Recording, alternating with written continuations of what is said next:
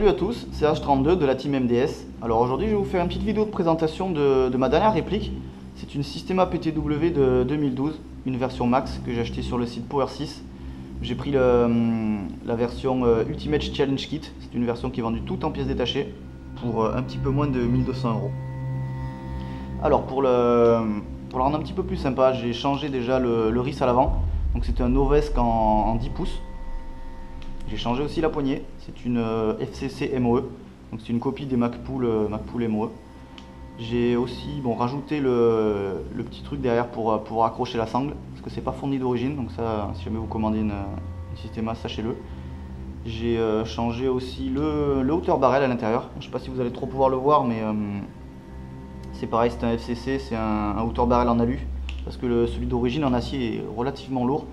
Donc là, ça permet d'avoir un canon qui est beaucoup plus léger. Et celui-là aussi, il est vendu avec plusieurs embouts, ce qui fait qu'on peut avoir plusieurs tailles de canon. Donc je crois que c'est 7 pouces, 10 pouces, 12 pouces, 14 pouces et 16 pouces. Bon là, moi je suis ma config, c'est du 10 pouces. Donc ça arrive pile à ras du RIS. J'ai rajouté aussi un gas block. Je sais pas si vous allez trop pouvoir le voir ici. Juste côté esthétique, quoi, pareil, hein, même pareil pour solidariser un petit peu aussi le hauteur barrel avec le reste de la réplique.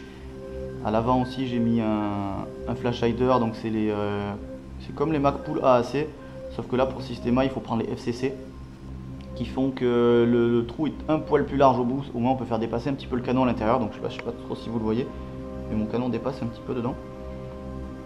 Sur la réplique aussi, donc j'ai toujours mon handpeg, hein, celui que je vous avais présenté dans ma précédente vidéo, donc pareil, donc toujours le laser et la lampe.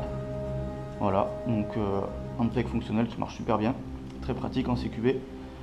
Sur le dessus, ma copie des IM Point, donc c'est une die-tac. Hop, je vais vous montrer de ce côté-là.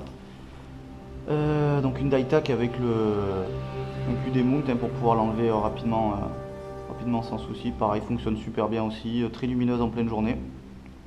J'ai aussi changé le upper, je vais vous montrer de ce côté là. Donc j'ai pris un prime en alu CNC, c'est le même que celui que j'avais sur ma réplique précédente avec les marquages et tout, que je trouve assez sympa, donc j'ai repris le même pour PTW. Sauf que celui-là il est personnalisable aussi. Normalement il est vendu avec ce truc là, je sais plus comment ça s'appelle. Moi je l'ai changé pour mettre celui-là, je trouve ça un peu plus sympa, ça fait un peu plus petit, c'est plutôt sympa esthétiquement.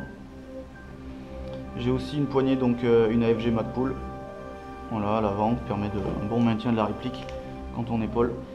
Et j'ai rajouté aussi ce Badass Lover, ça s'appelle, de chez MacPool, pour pouvoir réengager la culasse avec l'index droit. Bon là, pour moi, là, ça sert absolument à rien sur cette réplique là, mais normalement sur les Systema, quand on n'a plus de billes, vous voyez, on ne peut pas tirer, ça tire plus. Et quand on enlève son chargeur, on est obligé de rappuyer sur sur le bolt cache pour pouvoir retirer. Moi, ce que j'ai fait, c'est que j'ai un petit peu modifié ça, parce que je trouvais ça un petit peu chiant. Donc j'ai rallongé le ressort qu'il y avait là, ce qui fait qu'à chaque fois que j'enlève le ressort, n'importe quoi, j'enlève le chargeur plutôt, vous voyez, ça se remet directement en position. Je peux directement tirer sans avoir à rappuyer dessus ou quoi que ce soit. Donc ça pareil, c'est assez sympa. Ce que j'ai fait aussi, c'est que j'ai calé ma gâchette. Alors j'ai essayé de vous montrer, je sais pas si on va trop voir là. J'ai utilisé des cales bleues, bon, non, ça se voit pas trop. Ce que j'ai fait, c'est que j'ai collé des bouts de plastique à l'arrière pour réduire au maximum la course de la gâchette pour avoir une meilleure activité possible. Alors je sais pas, je vais essayer de vous montrer. Quand on érafle la gâchette, ça tire. Fait qu'en jeu on arrive à avoir une bonne réactivité. Ça c'est assez sympa. Niveau interne, alors ma gearbox elle est d'origine. À part la gâchette que j'ai changé, j'ai mis une Wilson Combat, je la trouve un petit peu plus fine, un petit peu plus sympa. J'ai changé mon moteur, par contre c'est un FCC 3.0. Donc pour avoir vraiment un maximum de réactivité, c'est vrai que ça marche plutôt pas mal. Ça modifie un petit peu le bruit de la réplique, donc c'est plutôt pas mal, parce que c'est vrai qu'une Systema d'origine ça fait un bruit un peu particulier. Là ça change un peu, c'est pas mal. Comme canon, j'utilise un Deepfire 602, bon là vous allez le voir dépasser un petit peu. C'est un canon théoriquement pour M733, Mais c'est vrai que bon, c'est exactement les mêmes que ceux des M4 et vu que je voulais une config à moitié entre le CQB et la M4, là je trouve que c'est un bon compromis le 310 mm. Ensuite en bloc op-up j'ai mon... Donc c'est le STTS MDD qui permet un réglage par le... Vous voyez, directement par là. Donc ça c'est vraiment pas mal hein, parce que le système d'origine c'est une petite vis par dessous là et c'est vrai que c'est vraiment pas pratique pour visser. Hein. Donc là c'est vrai que ça permet un bon réglage.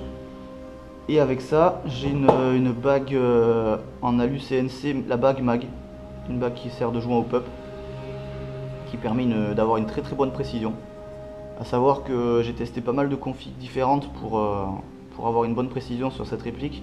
Et c'est vrai que le meilleur compromis c'était donc le Deepfire, le bloc op-up STTS MDD et la bague mag. J'avais essayé aussi le PDI en 601 et j'étais un petit peu déçu du résultat. Avec la bague mag, je trouve que ça tirait pas terrible. Et par contre, cette bague mag, elle marchait super bien avec le canon d'origine, donc le canon conique. Le problème, c'est que le canon 604, c'est vrai que j'avais pas trop de portée avec. Donc j'ai préféré changer pour un 602. Là, pour le coup, là, ça marche vraiment nickel. Qu'est-ce que j'ai pas présenté encore? Si, j'ai ce petit adaptateur là pour la GoPro. Que voilà.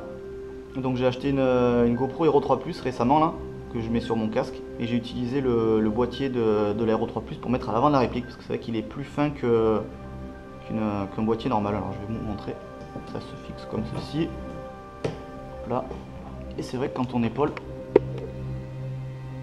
voilà. Je sais pas si vous allez trop voir, mais c'est vrai que bon, le boîtier est un peu plus petit, donc ça prend un petit peu moins dans le champ de vision, c'est plutôt sympa. Ensuite j'ai un cylindre aussi à côté avec un 90 dedans pour pouvoir jouer en CQB vraiment en combat rapproché quoi, pour limite plus avoir besoin du PA. Donc je m'en suis pas encore servi, mais j'espère faire ça bientôt. Et avec tout ça j'ai donc 3 autres chargeurs System 1, ce sont des chargeurs de la marque System 1. Je trouvais que c'était... j'ai pris ceux-là dans le doute hein, vu que je savais pas trop ce que ça valait les marques d'à côté. Ceux-là marchent très bien. Par contre en bille il faut utiliser obligatoirement des GEG. Hein. Enfin GEG mais en tout cas pas Guarder. Guarder j'avais des misfeeds avec ces chargeurs là. En batterie j'utilise donc ce type de batterie, c'est une LiPo en 11.1. Ça c'est une GP. Celle qui est dans la réplique c'est une Tunergy achetée sur Hobby King. Bon c'est le même type de batterie hein, en 11.1 en 2550C. Et voilà c'est tout, je crois que je vous ai tout présenté. Donc si vous avez des questions n'hésitez pas à les poser, ça me fait un plaisir de répondre. Et voilà, à bientôt pour une prochaine vidéo. Ciao.